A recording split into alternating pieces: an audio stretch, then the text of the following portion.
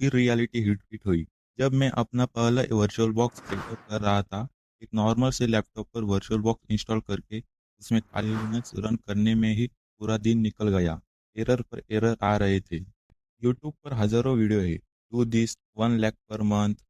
सच कहूँ, वो सब देखकर और ज़्यादा कंफ्यूजन होती है। लगता है यार, मैं तो अभी ओएसआई मॉडल ही पढ़ रहा हूँ।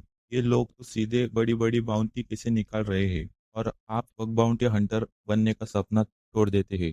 अभी अभी मैंने तुम्हें मेरी रियलिटी बताई, कैसा लगा? बुरा ना? अगर आप भी इस पेज में हैं जहाँ समझ नहीं आ रहा कि शुरुआत कहाँ से करें, क्या पढ़े और उस ब्लैंक टर्मिनल को देखकर ब्लैंक फील करते हो, यू आर नॉट अलोन। आज मैं आपको कोई फेक सपने नहीं दिखाऊंगा, बस एक clear step by step road map दूंगा, बिल्कुल वैसे जैसे मैं अपने किसी दोस्त को समझाता हूँ। चलिए आज के इस टॉपिक को छोड़ते हैं। तो सबसे पहला स्टेप, और ये ऐसा स्टेप है जिसे 90% लोग स्किप करना चाहते हैं क्योंकि ये थोड़ा बोरिंग है। फंडामेंटल्स। आप किसी वेबसाइट में बग्स तब तक नहीं ढूंढ सकते जब तक आप ये नहीं पता कि वेबसाइट कैसे काम करती है।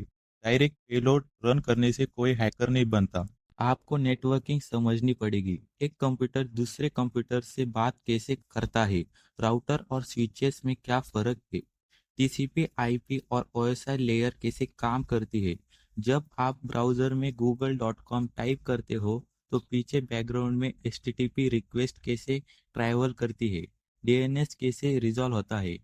यह आपको बोरिंग लगेगा, लेकिन यह इतना इम्पोर्टेंट फंडामेंटल्स है जो कि आपको एक प्रो बग बाउंटी हंटर बनाएगा।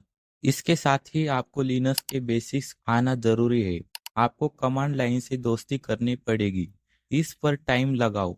ट्रस्ट मी, जब आप आगे चलकर कॉम्प्लेक्स बग हंट करोगे तब यह बेसिक नेटवर्किंग और लिनक्स स्किल ही आपको बचाएगी। स्टेप 2, वेब टेक्नोलॉजीज को समझना। और एक रियल बात बताऊं, असली हैकिंग किसी टूल पर क्लिक करना नहीं है। असली हैकिंग है कि डेवलपर ने कोड लिखते वक्त कहाँ गलती की है, और वो गलती पकड़ने के लिए आपको उनका बनाया सिस्टम समझना पड़ेगा। हम वेब एप्लीकेशन को हैक करने वाले हैं तो उनकी भाषा आनी चाहिए। आपको एक्सपर्ट डेवलपर नहीं बनना है, पर आपको जावास्क्रिप्ट और थोड़ी बहुत पीएचपी पढ़कर समझ आनी चाहिए। अगर आपको मास्टर करना है तो आप पाइथन कर सकते हैं, क्योंकि आप उससे स्क्रिप्ट बना सकते हैं, ऑटोमेशन भी कर सकते हैं, जो कि आपके टास्क को आसान बनाएगा। आपको पता होना चाहिए कि फ्रंट एंड क्या होता है और बैक एंड क्या होता है, डाटाबेस कैसे काम करता है, एपीआई क्या होता है और वे कैसे काम करते हैं। बर्फसूट जैसे टूल्स को इंस्टॉल करो और देखो कि जब आप किसी वेबसाइट पर लॉगिन करते हो तो आप डाटा सर्वर के पास कैसे जाता है, कैसे काम करता है। यह आपका एक बेहतरीन फाउंडेशन बना रहा है। अब आता है स्टेप 3। यहाँ पर गेम थोड़ा इंटरेस्टिंग होता है। वर्नेबिलिटीज को समझना। यहाँ आपको वेब्स टॉप 10 के बारे में पढ़ना है। ये वेब की सबसे कॉमन गलतियां है जो कि हर एक वेबसाइट में होती है। आपको इन वर्नेबिलिटीज को रटना नहीं है। हर वर्नेबिलिटीज के पीछे का वाई और हाउ समझो। एक्सएसएस क्यों होता है? क्योंकि इनपुट प्रॉपरली सैनिटाइज नहीं किया गया।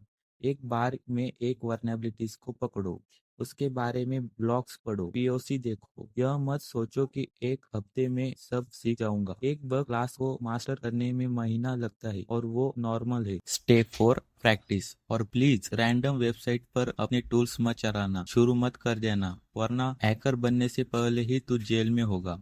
That's illegal. प्रैक्टिस के लिए सबसे बेस्ट है और फ्री प्लेटफॉर्म है force figure web security academy. ये उन्हीं लोगों ने बनाया है जिन्होंने बर्फसूट बनाया है। वहां जाओ, लैब सॉल्व करो, उसके बाद ट्राई हैक मी या हैक द बॉक्स जैसी वेबसाइट पर जाओ। जब आपको लगने लगे कि हाँ अब थोड़ा कॉन्फिडेंस आ रहा है, तब हैकर1 या बकराउट पर वीडीपी में अप्लाई करो। ऐसे प्रोग्राम होते हैं जहां आपको पैसे नहीं मिलते पर पॉइंट्स और इज्जत मिलती है। यहाँ कंपटीशन थोड़ा कम होता है और प्रैक्टिस अच्छी हो जाती है।